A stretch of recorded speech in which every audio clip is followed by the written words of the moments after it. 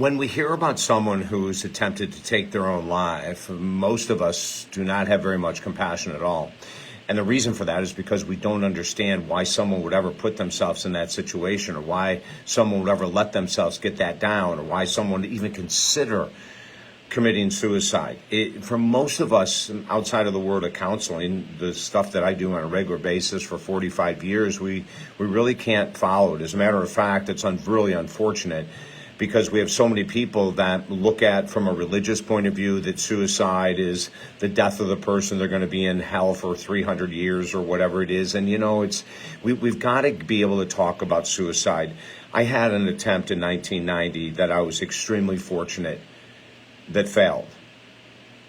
But it wasn't 1990 that created my desire to leave this planet. It wasn't 1990 that created this desire to take my own life. It wasn't 1990. There was nothing special about that year. As with most people that attempt suicide, and pray to God that 99% of people from this second forward are unsuccessful. It's not because I look down on them. It's just because I know the stress, I know the struggle, I know the pain, and I know there's a way out. And that's the message today. I'm David Essel, 45 years as a counselor, best-selling author, and suicide survivor. And so incredibly fortunate. But it didn't start in 1990. My story is not unlike many stories.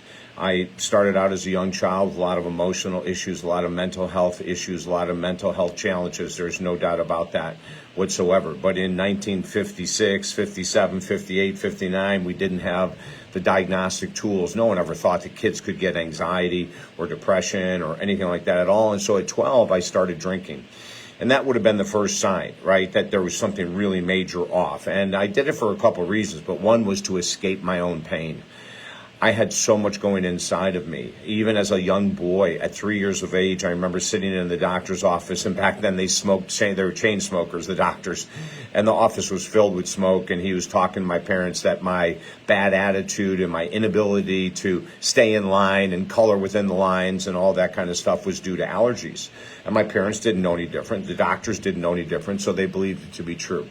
It wasn't true at all. I was struggling with severe mental health issues as a child, and we just didn't know it. It's no one's fault. It's not my parents' fault. It's not the doctor's fault. Just no one ever knew it. So over the years, as it went on, I continued to mask my depression and my anxiety with everything you can imagine. I mean, alcohol was my number one go-to, right? It numbed out that pain. Workaholism was number two.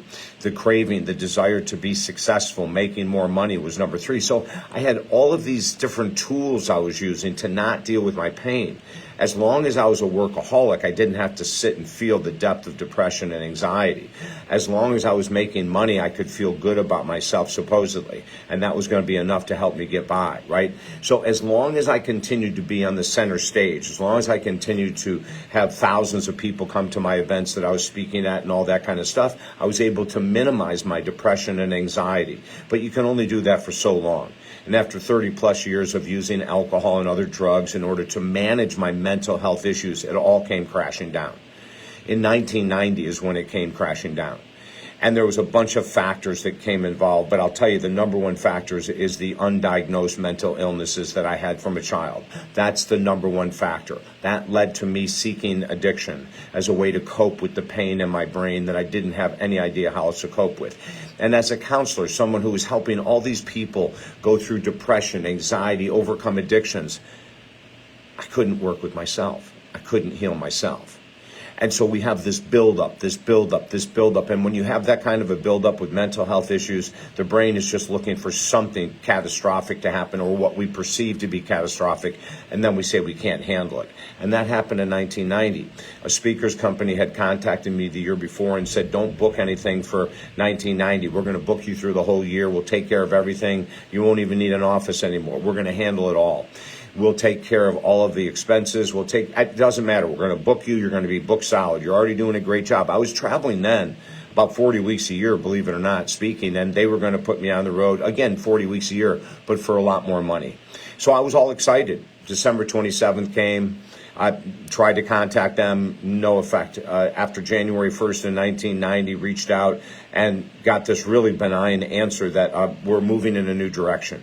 When we finally got a hold of the company, they said, hey, if you want to sue us, sue us. Because I had stopped booking, I had no income. Because I had stopped taking clients and speaking events, I had no income. And so on top of depression, on top of addiction with alcohol, on top of the lack of income, now me sitting here going, what the heck am I going to do? I've got a whole year wide open. Normally I would have had it booked. And that led to me sitting down and saying, I can't go through this anymore. The pain was too great. I didn't know another way out. These are the answers that you're going to hear from people with failed suicide attempts.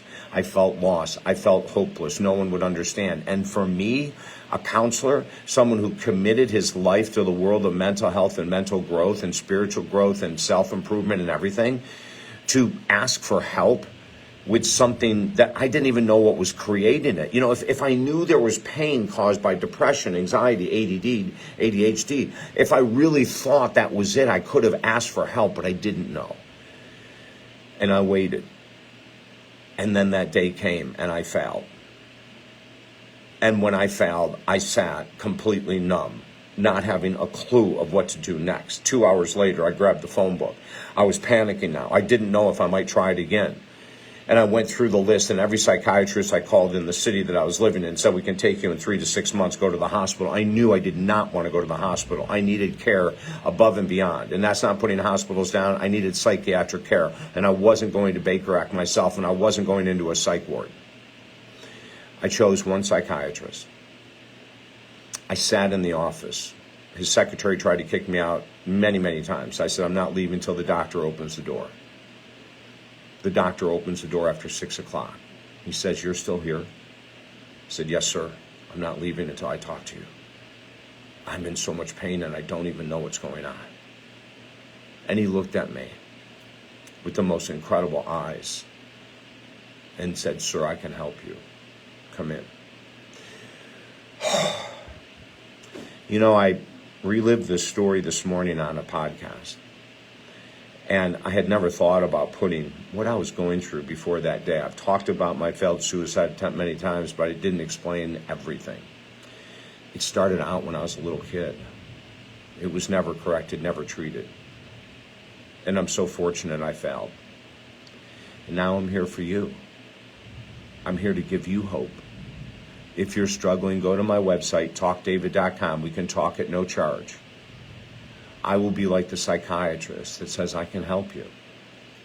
And I'll probably encourage you to see a psychiatrist. And I'll probably encourage you to do things that you may not want to do to save your own life. When I finally got the diagnosis and the doctor had me go through all of these mental health tests, I came back. It made sense that I had outrageously deep clinical depression. That wasn't surprising. But the other 3 diagnoses, I had no idea. From birth, I had generalized anxiety disorder. From birth, I had ADD. From birth, I had ADHD. Of course, we didn't test back then. Now I knew why my mental health crashed. Now I knew why, on top of the addiction and the financial stress, I lost it. Because I never really had it together. I never had it together my whole life until after that failed attempt. And then I've dedicated myself to helping millions of people in the world of mental health from every angle you can imagine. I've done that since 1990. I'll continue to. I'm never going to retire. This is my life. This is my passion. This is my purpose for existence. If you know someone who's outrageously depressed or always extremely anxious or talking about terrible things, make sure you tell them to go to talkdavid.com and they can talk to me for free. I want to help this world heal.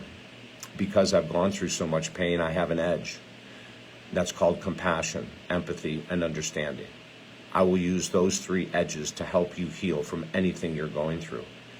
Please, don't wait another day, whether it's me or someone else. If you're really struggling, there's so many of us that want to help you. And I've been helped so immensely through my own struggles. Payback is beautiful. Go to talkdavid.com, email me, let me help you. Have a beautiful night.